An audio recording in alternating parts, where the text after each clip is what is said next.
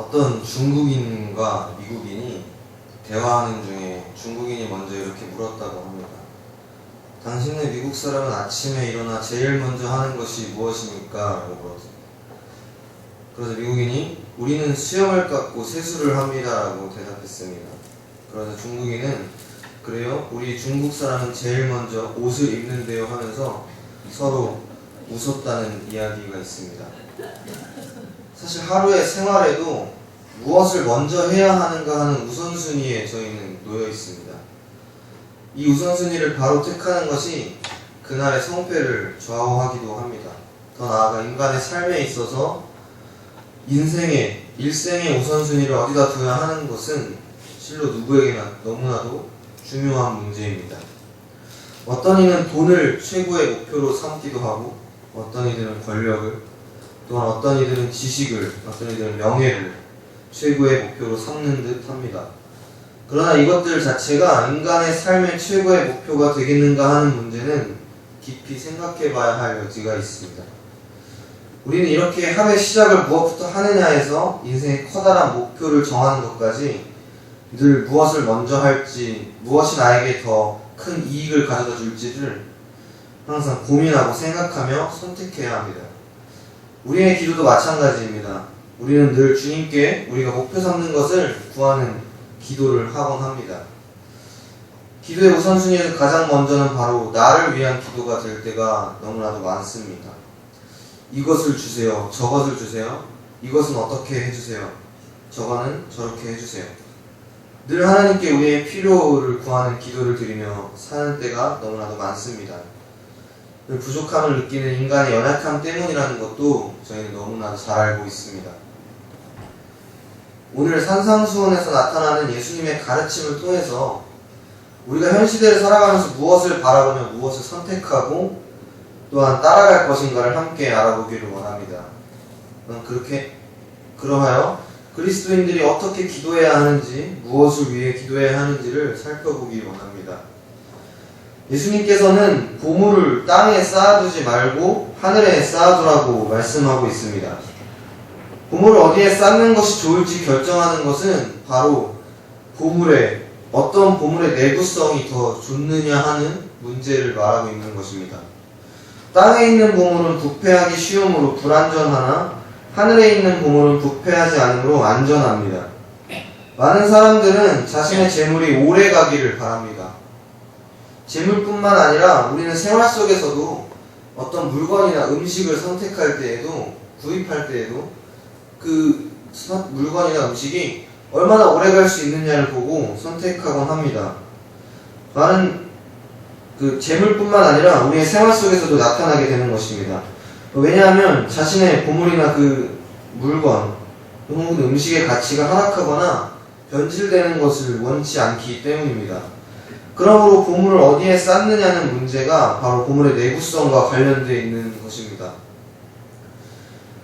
하늘에 쌓는 보물은 땅에 쌓는 보물보다 더 오래 가고 안전하다고 오늘 말씀에서 말하고 있습니다.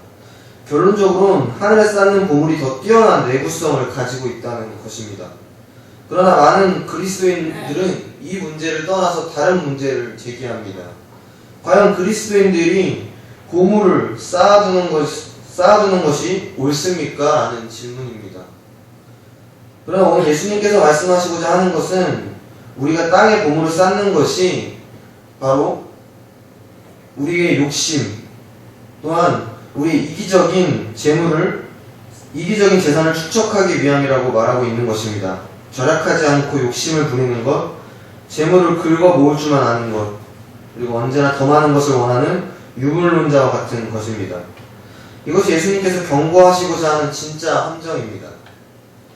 마틴 루터는 이렇게 말했습니다. 복음이 전파되고 사람들이 그것에 따라 살려고 애쓸 때마다 언제나 일어나는 두 가지 무시무시한 재난이 있다. 가르침을 더럽히는 거짓 선지자들과 올바른 삶을 방해하는 욕심. 땅에 쌓는 보물은 안전하지 않습니다. 또한 오래가지도 않습니다. 주님께서는 욕심을 가지지 말고 예수 그리스도를 보물로 소망으로 삼아 그가 주시는 기업을 받아 누리기를 원하십니다. 썩는 양식을 위하여 일하지 말고 영생하도록 있는 양식을 위하여 하라. 썩는 양식이 아닌 하늘에 썩지 아니하는 보물을 쌓으시기를 주님의 이름으로 축복합니다. 주님께서는 이어서 22, 23절에서 눈에 대해서 이야기하십니다. 이것은 두 가지 보물의 상대적인 내구성으로부터 두 가지 상태에서 나오는 상대적인 이익을 바라보게 하시는 것입니다. 이 눈 이야기에서 대조를 이루는 것은 눈 먼 사람과 보는 사람이며 그들이 제각기 살고 있는 빛과 어두움입니다. 우리는 눈을 의지하여 행동합니다. 우리에게 눈이 있기 때문에 무엇을 행하고 있으며 어디로 가야 하는지를 정확하게 알 수 있습니다. 그러나 우리의 눈이 어두워지면 우리는 보는 것이 힘들어져서 무엇을 행해야 하는지 어디로 가야 하는지를 제대로 알지 못하게 됩니다.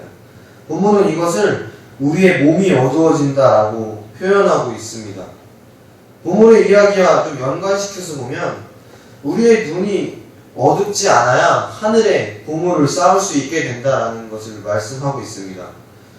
우리의 눈이 어두워서 욕심, 유물주의라는 그릇된 신에 의해 흐려지게 된다면, 그리고 우리가 가치에 대한 감각을 잃게 된다면 우리의 모든 삶은 어두움 속에 있게 되며 우리는 우리가 어디로 가야 하는지, 우리가 어디에 있는지를 볼 수 없게 되는 것입니다.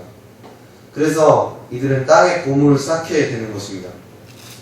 우리는 우리가 가진 눈 때문에 어떠한 보물을 선택할 것이고 그 선택으로 인해 지금 세상에서 어떠한 결과를 얻게 될 것입니다. 예수님께서는 이제 두 가지 보물과 두 가지 눈 가운데서 하나를 선택하는 것에 있어서는 두 주인 가운데서 하나를 선택하는 더욱 근본적인 선택이 있다는 것을 설명하십니다. 그것은 바로 하나님과 재물 사이에서 하나를 선택해야 하는 것입니다. 우리는 둘 다 섬길 수 없기 때문에 둘 중에 하나를 꼭 선택해야만 합니다. 여기서 말하는 재물은 맘몬이라는 이방신의 이름을 말하고 있습니다. 맘몬은 원래 부를 관장하는 신의 이름인데 부 그 자체를 이야기하기도 합니다. 금과 은 또는 일반적으로 돈, 그리고 그것을 살 수 있는 모든 것, 즉 안락, 명예, 육체, 쾌락 같은 것들입니다. 우리는 하나님과 맘몬 사이에서 누군가 한 명을 섬길 것인가, 누군가 한 명을 섬길 것인가에 대한 선택을 반드시 해야 합니다. 하나님을 섬긴다는 것이 무엇입니까? 바로 하나님을 믿는다는 것입니다. 하나님을 믿는다는 것은 하나님은 우리의 힘이시기 때문에 하나님이 없이는 아무것도 할 수 없다는 것입니다. 하나님이 매 순간 하늘로부터 우리에게 능력을 내려주시는데 그 능력 없이 그분을 기쁘시게 하는 것은 불가능하다고 믿는 것입니다. 또한 험난날에 우리의 유일한 도움이 되시는 하나님을 믿는 것입니다. 또 하나님을 믿는 것은 하나님을 우리의 최종적인 목표로 삼고 의지하는 것을 의미합니다. 우리가 맘몬을 섬긴다, 돈을 섬긴다라는 것은 바로 어떤 것일까요? 돈을 믿고 돈이 우리의 힘이 되고 그것이 없이는 우리가 할 수 없다고 믿는 것입니다. 돈이 곧 우리의 능력이 되고 어려울 때에도 돈이 우리의 도움이 된다라고 믿는 것이죠. 또한 돈이 우리 삶의 최종 목표가 되고 우리가 그것을 의지하며 살아가는 것을 말하는 것입니다. 사람이 두 주인을 섬기려 하는 것이 얼마나 헛됩니까? 그 결과가 어떤 것인지는 쉽게 예견할 수 있습니다. 한 사람이 두 주인을 섬기지 못할 것이니 혹 이를 미워하는 저를 사랑하거나 혹 이를 중히 여기며 저를 경히 여김이라. 아멘. 우리는 두 주인을 섬기지 못합니다. 주님께서는 우리가 왜 하나님을 택해야 하는지를 설명하고 계십니다. 우리가 보물을 모으기 원한다면 어떤 것이 더 내구력이 있는가? 우리가 자유롭고 의미있게 행동하기를 원한다면 우리의 눈은 어떻게 되어야 하는가? 우리가 가장 훌륭한 주인을 섬기기를 바란다면 누가 더 섬김을 받을 만한 가치가 있는가? 우리는 고려해야 합니다. 바로 우리가 두 보물의 상대적인 내구성과 두 눈의 상태의 상대적인 유용성, 그리고 두 주인의 상대적인 가치를 우리의 마음으로 깨달을 때 우리는 우리의 마음에 흡족한 것을 선택할 수 있게 되는 것입니다. 이 뒤부터 이어지는 염려의 내용은 바로 위에 이야기한 것들의 결론을 이야기하기 위함입니다. 그러므로 우리는 다음과 같이 행동해야 한다는 것입니다. 무엇을 먹을까? 무엇을 마실까? 몸을 위하여 무엇을 입을까 염려하지 말라. 한쪽을 선택했다면 다른 한쪽을 걱정하지 않아도 된다는 것입니다. 내가 선택한 그 한쪽에 집중하는 것입니다. 예수님께서 계속해서 두 가지를 대조하시면서 설명하시는 것은 그들 자신의 안전에 몰두하지 말고 오히려 하나님의 다스리심과 하나님의 의, 그리고 이러한 것들이 세상에 널리 퍼지고 승리하는 것에 몰두하라고 말씀하시는 것입니다. 주님은 3번씩이나 염려하지 말라고 말씀하고 계십니다. 요즘 저희 나라, 우리 대한민국이 메르스 때문에 한창 떠들썩한 가운데 있습니다. 저번주에 담임 목사님께서 그렇게 말씀을 하셨습니다. 염려하고 무서워하는 것은 하는 그 사람들은 다 새가슴이다. 제가 좀 가슴이 많이 새가슴이라서 운동할 때도 많이 뻐근하고 그렇습니다. 그래서 속으로 목사님 제 얘기를 하시는 건가 하는 생각을 했습니다. 그러나 제 가슴은 새가슴일지라도 저는 주님께서 염려하지 말라고 하신 그 말씀을 굳게 믿기 때문에 메르스 같은 것을 염려하며 살아가지 않습니다. 한 예화를 설명해 드리려고 합니다. 어느 날 큰 동네에 죽음의 사자로부터 연락이 왔습니다. 정확히 30일 후에 그 동네의 사람들 가운데 2,000명을 내가 데려가겠다라는 것이었습니다. 큰 근심에 빠진 동네 사람들이 상의를 한 끝에 대표가 되는 추장이 가서 죽음의 사자와 단판을 지으라는 것이었습니다. 2,000명을 데려가면 우리 동네에 아무래도 큰 타격을 받을 것 같습니다. 그래서 줄여서 1,000명만 데려가기로 협상을 한 것입니다. 추장이 돌아와 그 보고를 했지만 사람들은 별로 기뻐하지 않았습니다. 왜냐하면 2,000명에도 포함될 수 있는 사람이 1,000명에도 포함될 수 있다는 것을 생각했기 때문입니다.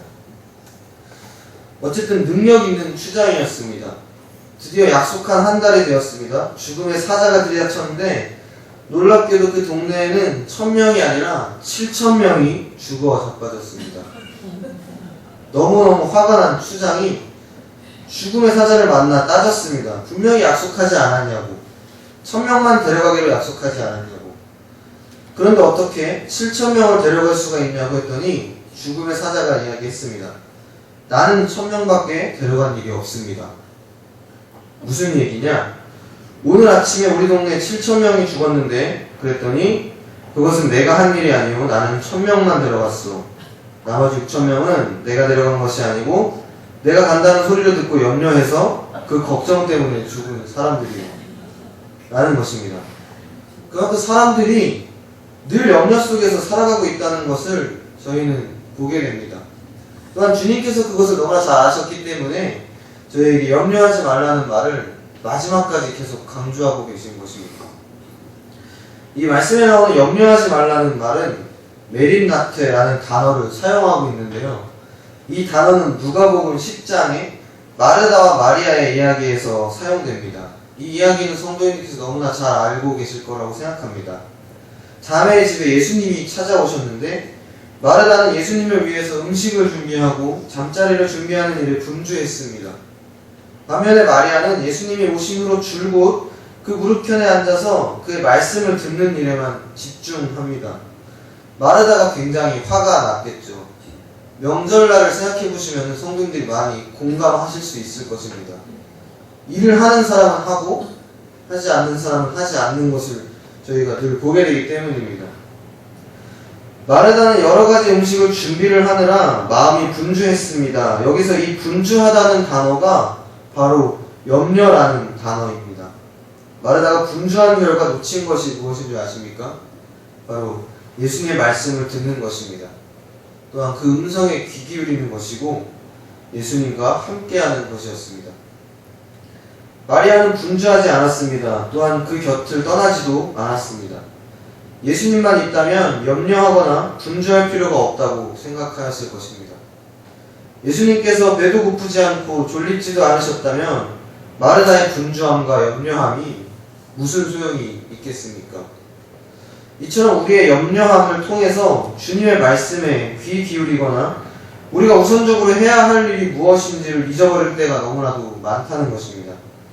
우리는 잘못된 선택으로 인해서 염려하여 먹고 마시는 있는 일에만 몰두하여 기도하며 살아가는 것이 아니고 하나님 곁에 앉아 염려하지 않는 성도님들이 되시기를 축복합니다. 하나님께서 그저 곁에 앉은 자녀들에게 그 필요한 것을 공급하여 주실 것을 저는 확신합니다. 이어서 예수님께서는 자연세계의 모습을 통해서 하나님께서 공급하시는 것에 대해서 설명하십니다. 그는 하나님께서 먹을 것을 공급하시는 것에 대한 예로 새를 사용하십니다. 또한 그가 입을 것을 공급하시는 것을 설명하시기 위해 꽃을 사용하십니다. 두 경우에서 우리에게 보고 생각하라고 말씀하십니다. 즉 하나님의 섭리에 의한 돌보심을 생각해 보라는 것입니다. 이처럼 하나님의 먹이심과 돌보심이 자연에도 있는데 그보다 더 중요하게 생각하시는 우리에 대한 돌보심과 먹이심 그리고 입히심에 대한 우리가 그것을 어떻게 염려할 수 있겠느냐는 것입니다. 오늘 있다가도 내일 아궁이에 던지우는 들풀도 입히시거든 하나님께서 말씀하십니다. 하나님의 섭리 안에서 염려하지 말라는 것을 다시 한번 말하고 있는 것입니다. 예수님은 이런 모든 염려, 무엇을 먹을까, 무엇을 마실까, 내 몸을 위하여 무엇을 입을까는 그렇게 걱정하는 것은 이방인들이 구하는 것이다라고 말씀하십니다. 여기서 이 구하는 것을 생각해보면 결국에는 우리가 염려하고 있다는 것을 다시 한번 말하고 있는 것입니다. 우리가 주님께 무언가를 달라고 요구하고 우리의 삶을 위해 주님께 구하는 것은 우리가 그것으로 인해 염려하며 살아가고 있다는 것을 말해주고 있는 것입니다. 구하지 않아도 우리의 필요를 너무나도 잘 아시는 하나님께서 우리와 함께 하시는데도 우리는 늘 그 하나님께 구하는 기도를 드리며 살아갑니다. 우리가 염려하고 있다는 것을 하나님께 알리고 있는 셈입니다. 그런즉 너희는 먼저 그의 나라와 그의 의를 구하라. 그리하면 이 모든 것을 너희에게 더하시리라. 아멘. 누구든지 자신을 낮추고 회개하고 믿고 복종하고 중생할 때 그의 삶 속에서 시작되는 그의 백성에 대한 특별한 다스리심을 언급하고 계신 것입니다. 하나님의 나라는 예수 그리스도께서 그의 백성을 다스리는 것입니다. 먼저 이 나라를 구하는 것은 그리스도의 통치를 가장 중요시하며 우리가 바라는 것입니다. 우리가 오늘 말씀의 전반부에서부터 계속해왔던 것은 두 가지 중에서 저희가 선택하는 일이었습니다. 보물의 내구성을 통해 선택하고 눈의 유효성을 통해서 선택하고 가치를 통해서 주인을 선택했습니다. 우리가 택해야 할 것은 하늘에 쌓는 보물과 그것을 볼 수 있는 밝은 눈과 그것의 주인인 하나님을 택해야 하는 것입니다. 그래서 우리는 그 선택으로 인해서 남게 되는 다른 한 가지를 염려하지 말아야 한다는 것입니다. 왜냐하면 우리가 염려하는 것은 우리가 올바른 것을 선택할 때 자연스럽게 우리의 뒤를 따라오게 되기 때문입니다. 주님은 말씀하십니다. 하나님 나라와 의를 선택하면 모든 것을 주시겠다고 말씀하십니다. 기도할 때 우리의 염려를 구하는 것이 아니라 하나님의 나라와 의를 구하면 우리의 필요를 다 채워주시겠다고 말씀하고 계십니다. 메르스가 한창 유행하고 있는 지금 많은 사람들은 염려 가운데 살아가고 있습니다. 그러나 이럴 때일수록 염려하는 것에 몰두하는 것이 아니고 하나님의 나라와 의를 구하며 하나님께서 예수 그리스도를 통하여 우리들을 통치하여 주시기를 간절히 기도해야 하는 것입니다. 하나님의 특별한 다스리심을 받는 하나님의 나라의 백성들이 오직 그 나라와 의를 위해서만 기도하고 최선을 다하여 산다면 왕 대신 주께서 우리의 필요를 다 채워주실 것입니다. 우리는 어떻게 기도해야 합니까? 우리의 염려를 구하는 기도를 해서는 안 됩니다. 우리가 보물을 땅에 쌓지 않고 있다면 무엇을 먹을까 염려하지 않기를 바랍니다. 만일 우리가 온 힘을 다해 하나님을 섬기고 있다면, 만일 우리의 눈이 하나님께 고정되어 있다면 무엇을 먹을까, 무엇을 마실까 근심하지 않기를 바랍니다. 만일 우리가 세상과 짝하여 살고 있지 않다면, 만일 우리가 사람들을 이익의 수단으로 생각하지 않는다면 무엇을 입을까 염려하지 않기를 바랍니다.